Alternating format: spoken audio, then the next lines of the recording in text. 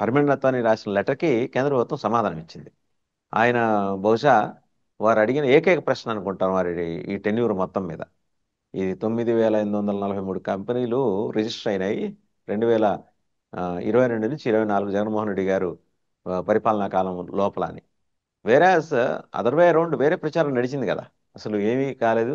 జగన్మోహన్ రెడ్డిని చూసి పారిశ్రామికవేత్తలు 104 జనం తెచ్చుకొని పారిపోయారు, రాష్ట్రాలు దేశాలు పట్టిపోయారు. మీరు ఈ 9,843 లెక్క ఏంటి సార్ ఇది? వసవన్ గారు, ఒక కేస్ స్టడీ చెప్తాను. మా జిల్లాలో శ్రీ సిటీ ఉంది, తిరుపతి జిల్లాలో. ఒక్క శ్రీ సిటీలోనే దాదాపు 67 112 కంపెనీలు వచ్చినాయి ఒక్క శ్రీ సిటీలోనే. 50 మందికి ఉద్యోగం ఇచ్చే దగ్గర నుంచి 1000 మందికి ఉద్యోగం ఇచ్చే వరకు మొత్తం కంపెనీల యొక్క పెట్టుబడుల యొక్క పర్సెంట్ ఎంత అమౌంట్ తెలుసా? 52,000 కోట్లు. ఓన్లీ శ్రీ సిటీ అంటున్నాను. దాదాపు 50,000 మందికి ప్రత్యక్షంగా ఉపాధి లభించింది. అంటే ఏమంటున్నారు? మొత్తం పరిశ్రమలు తరగండి, ఒక్క పరిశ్రమ పేరు చెప్పండి ఆయన తీసుకొచ్చింది అని అంటారు. అసలు ఈ దాదాపు 100 కంపెనీలు, చిన్న చిన్నది నుంచి పెద్ద వరకు కంపెనీలు వస్తే శ్రీ సిటీలో 50,000 కోట్లు వచ్చి 50,000 మందికి ఉపాధి వస్తే డైరెక్ట్ గా, అసలు ఏ కంపెనీ రాలేదు జగన్ అని తరివేసినాడు అని చెప్పి విజయవంతమైనారు. ఇంకా విచిత్రం ఏంటంటే ఆ ప్రచారాన్ని నమ్మారు జనం. నమ్మడానికి 2 కారణాలు వాళ్ళు చెప్పడం మాత్రమే కాదు, వీళ్ళు బలహీనత కూడా.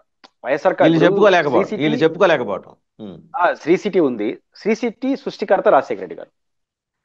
జగన్మోహన్ రెడ్డి గారికి ఇన్ని 100 కంపెనీలు ఆడ వస్తా ఉంటే, 10 కంపెనీలు వస్తా ఉంటే, 1000 కోట్లు పెట్టుబడులు పెడతా ఉంటే, కాళ్ళ దగ్గర వేసుకొని ఇది మా నాయన సృష్టించినటువంటి గొప్ప వ్యవస్థ, ఆయన కొడుగ్గా ఈ సీసీటీకి వచ్చిన సంవత్సరానికి ఒకసారి వచ్చి ఉండొచ్చు. ఆయన ఒక్కసారిగా రాలి 5 ఏళ్ళు, కానీ 50,000 కోట్ల రూపాయలు పెట్టుబడులు రావడం ఏంది, ముఖ్యమంత్రి రాకపోవడం ఏంది?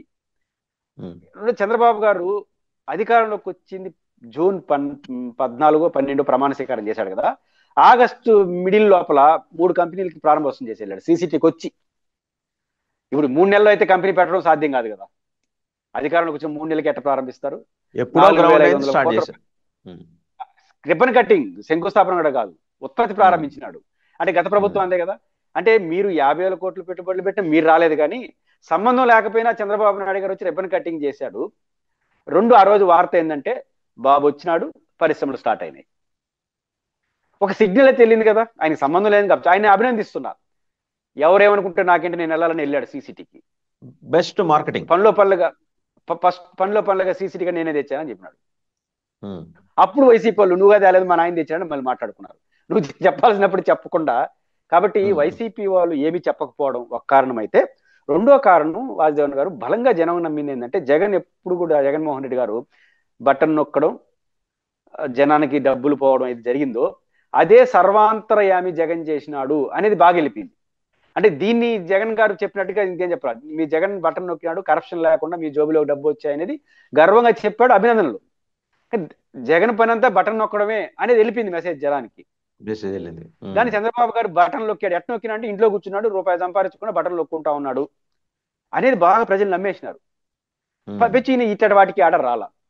తిరుపతిలో ఉన్న శ్రీ సిటీ, కొప్పర్తి, ఇప్పుడు నిర్మిస్తున్నటువంటి హార్బర్లు, ఇవన్నీ కూడా గొప్ప ఆధునిక సమాజానికి ఉపయోగపడేటివే కదా. కాబట్టి ఇవేవి కూడా ఆయన చెప్పలేదు, వాళ్ళు బాగా చెప్పినారు. ఈ కారణం ఈరోజు పత్వాని గారు మంచి పని చేశారు. ఈరోజు లెటర్ ఈరోజు వచ్చింది, ఇది దీనికి ఏం చెప్తారో చూడండి. ఇప్పుడు ఇచ్చింది కేంద్ర ప్రభుత్వమే కదా. కాబట్టి జగన్మోహన్ రెడ్డి గారు వచ్చినప్పుడు బహుముఖంగా అభివృద్ధి చెందింది. కొన్ని తప్పులు జరుగుండొచ్చు, కానీ బహుముఖంగా ఆయన అభివృద్ధి చేయడం, కరోనా విషయంలో కావచ్చు, 17 హాస్పిటల్ తీసుకురావడంలో కావచ్చు, పర్మిషన్లు తీసుకురావడంలో కావచ్చు, హార్బర్లు, పోర్టులు నిర్వహించడం కావచ్చు, అది కూడా గవర్నమెంట్ దాంట్లో నిర్వహించడం, ఇవన్నీ ఖచ్చితంగా ఒక అద్భుతాలే చేశాడు జగన్మోహన్ రెడ్డి గారు. గ్రామీణ వాలంటీర్ల వ్యవస్థ, ఇప్పుడు మామూలుగా మీ సెక్రటరియట్ యాడ్ ఉందంటే అమరావతి, హైదరాబాద్. కానీ ఈ రోజు గ్రామంలో మీ సెక్రటరియట్ యాడ్ ఉందంటే మా ఇంటి పక్కన ఉంది అంటారు. దాదాపు 90% సేవలు మా ఇంటి పక్కన సెక్రటరియట్ లో జరుగుతాయి. నాకు ఇంకేం పని అమరావతిలో, హైదరాబాద్ లో, ఢిల్లీతో ఏం పని? అంత అద్భుతాలు చేశాడు జగన్. బట్ ప్రాక్టికల్ గా చేసే దాంట్లో వైఫల్యం వచ్చింది. ఈ రోజు అడిగారు, ఇదేదో అప్పుడు అడుగుండొచ్చు కదా ప్రశ్నలు. ఇప్పుడు అడిగి ఆ ప్రశ్నలు కాస్త అప్పుడు అడుగుండొచ్చు కదా. దురదృష్టవశాత్తు చేశారు. కానీ జగన్ గారి పీరియడ్లో 14 నుంచి 19 చంద్రబాబు నాయుడు గారి కన్నా అనేక రేట్లు ఎక్కువ పరిశ్రమలు అయితే వచ్చినాయి. అండ్ రెండోది సార్, డిజిటల్ బుక్ నిన్న మాట్లాడారు ఆయన, ప్రతి ఒక్కటి స్కాన్ చేసి మీరు అందులో మెన్షన్ చేయండి. Will it really going to work అండి? ఖచ్చితంగా జగన్మోహన్ రెడ్డి గారు ఎందుకో పర్సనల్గా తీసుకుంటున్నాడు. బహుశా ఆయన పైన వ్యక్తిగతంగా చేసిన దాడులు కావచ్చు, అంటే వ్యక్తిత్వాన్ని వారి శ్రీమతి పేరుని కావాలని తీసుకురావడం కావచ్చు, బహిరంగంగా మాట్లాడడం కావచ్చు, చాలా చోట వైసీపీ కార్యకర్తల పైన జరిగిన దాడులు కావచ్చు, ఇష్టం వచ్చినట్టు అరెస్టులు చేయడం కావచ్చు, ఇవన్నిట్లో జగన్మోహన్ రెడ్డి గారు సీరియస్ గా తీసుకుంటున్నాడు అనేది నాకు అర్థం అవుతోంది. ఎంత సీరియస్ గా తీసుకుంటున్నాడు, ప్రతిదీ ఆయన నోట్ చేస్తున్నాడు. ఈరోజు డిజిటల్ బుక్ అనేది బయట చెప్తున్నాడు, లోపల పరీక్ష వాళ్ళకి. ఎవరో అన్నారు వైసీపీ లీడర్లు, సాక్షి కార్యాలయానికి దాడులు పోయినప్పుడు కానీ దగ్గర నుంచి ప్రతిదీ ఫోటోలు తీసి పేర్లు రాసుకొని అన్నిటినో వాళ్ళు ఇప్పుడు రాస్తున్న దాంట్లో అంట ఈ ఫిర్యాదుల శాతం ఎక్కువైపోయింది. వైసీపీలో రాసుకుంటున్న బుక్కుల్లో రెడ్ బుక్లు గెడ్ బుక్ల పేర్లు లేవు కానీ రాసుకుంటున్నారు. అది జగన్ చాలా మొండి ఘట్టం. ఇలా చాలా మంది తెలుగుదేశం వాళ్ళు ఇప్పుడు భయపడతా ఉన్నది పాయింట్ ఎక్కడంటే, ఇతను ఏదైనా చెప్తే చేస్తాడు అనేది మాత్రం ఆయనకు మంచి ముద్ర ఉంది. అది ఏదైనా కావచ్చు, అది నెగిటివ్ కావచ్చు, పాజిటివ్ కావచ్చు. జగన్ ఒకసారి చెప్పాటే దాన్ని పట్టుకుంటాడు. ఇప్పుడు ఉదాహరణ చూడండి, ఫస్ట్ మేము వచ్చిన తర్వాత మీ సంగతి చేస్తాడు. రెండోది ఏం చేసినాడు, మీరే రాసుకోండి పేర్లు అన్నాడు. మీరే బుక్కులు పెట్టుకోండి, మీరు గతంలో చూడండి, మీరే బుక్కులు రాసుకోండి, ఆ బుక్ తీసుకొచ్చి నాకు చూపించండి, నేను వాళ్ళ సంగతి చేస్తాను.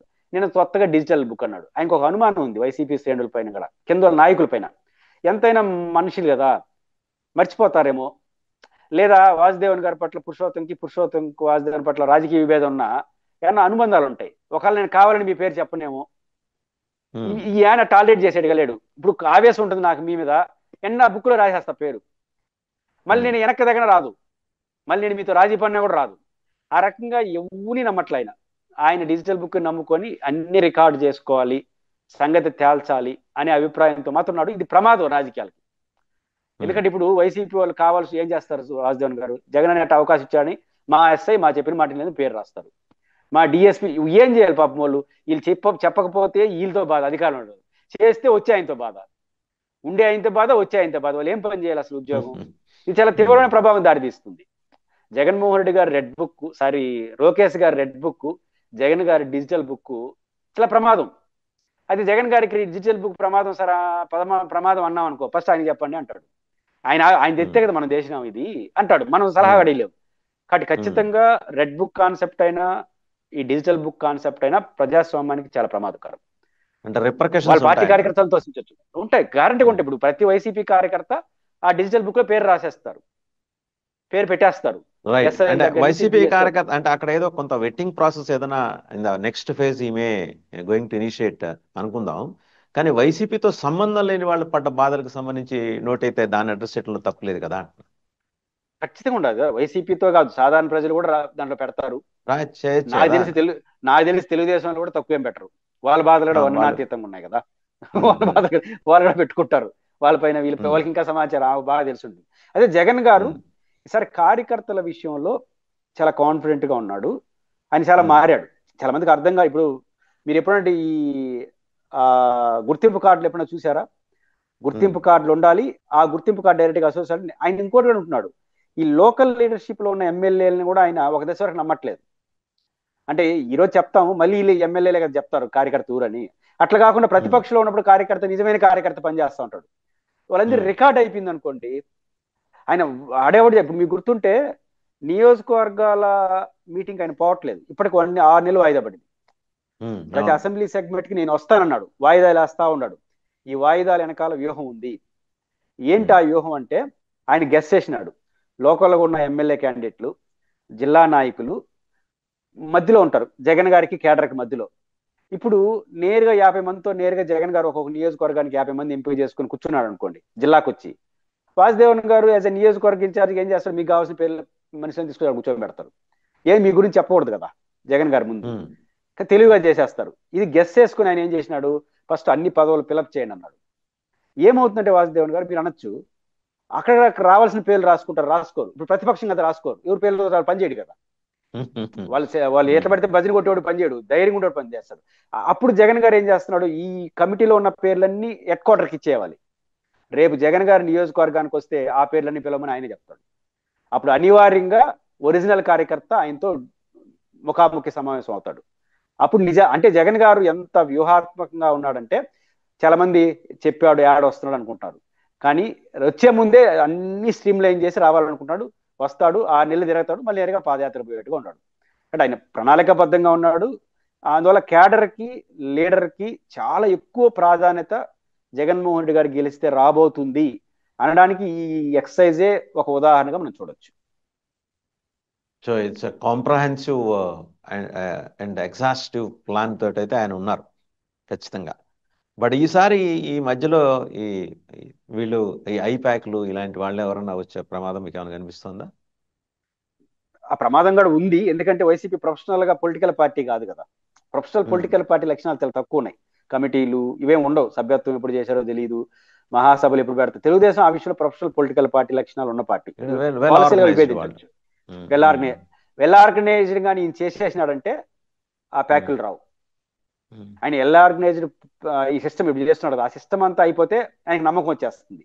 ఇంకా ఆ నమ్మకంగానే ఆయనకి రాకపోతే తెచ్చుకుంటాడు మళ్ళీ. నమ్మకం వస్తుందా రాదా అనేది దాన్ని బట్టి ఆధారపడి ఉంటుంది. But I believe there is an ample time కదా సార్. ఇంకా 16 నెలలు అయిపోయింది, ఇంకా 3 ఏళ్ళు ఉందిగా, మూడున్నరేళ్ళు దాదాపుగా ఉంది.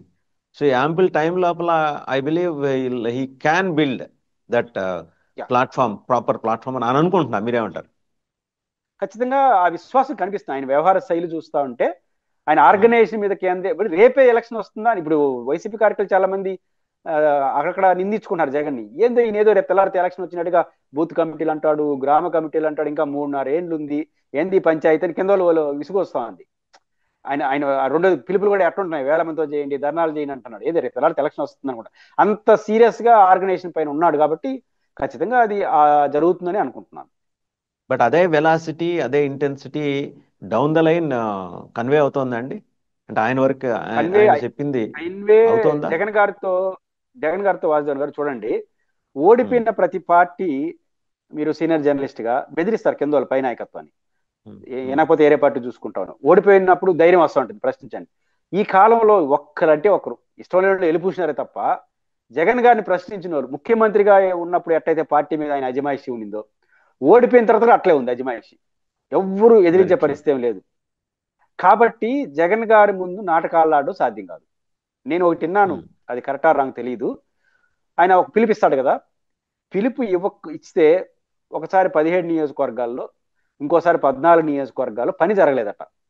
పని జరగలేదంటే సమన్వయకర్త పోలేదు, ఆ పనిలో పాల్గొనలేదు.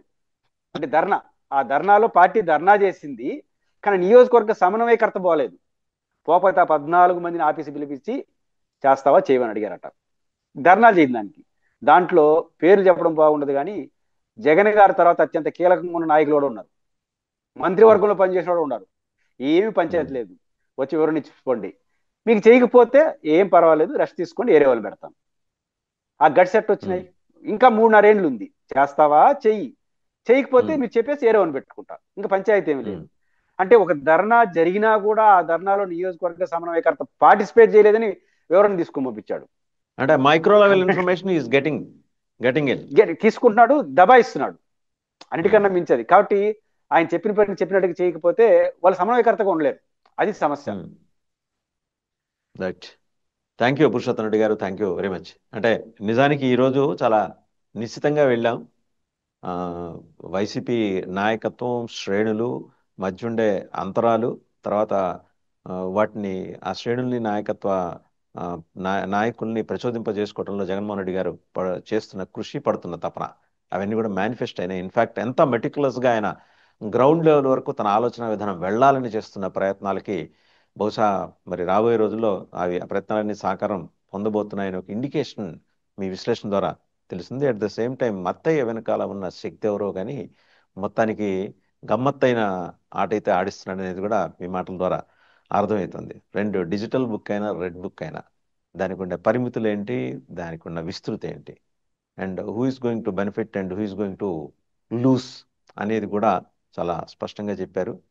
సరే, అడక్క ప్రశ్న అడిగినా, లేటుగా అడిగినా, లేటెస్ట్గా అడిగిన పరిమళనత్వాన్ని ప్రశ్న ద్వారా ఏంటంటే 9,843 కంపెనీలు గ్రౌండ్ అయినాయి. దాని ద్వారా ఎంత ఉపాధి వచ్చింది, అండ్ మీరు శ్రీ సిటీ ఉదాహరణ చెప్పారు, 52,000 కోట్ల రూపాయల పెట్టుబడులు వచ్చినాయని. బట్ చేసింది చెప్పుకోలేకపోవటం అనేది వైసీపీ ఇప్పటికైనా గుర్తించి ఉండి ఉంటుంది అని మనం అనుకోవాలి. ఎందుకంటే ఆయన కాలంలో ఉత్పత్తి ప్రారంభించిన తర్వాత ఇప్పుడు ముఖ్యమంత్రి వచ్చి రిబ్బన్ కటింగ్ చేయటం అంటే అప్పుడైనా గ్రౌండ్ రియాలిటీ గ్రౌండ్ అయిన కంపెనీలకు సంబంధించిన గ్రౌండ్ రియాలిటీ వైసీపీ చెప్పుకోగలగాలి. Thank you very much Purushottam Reddy గారు.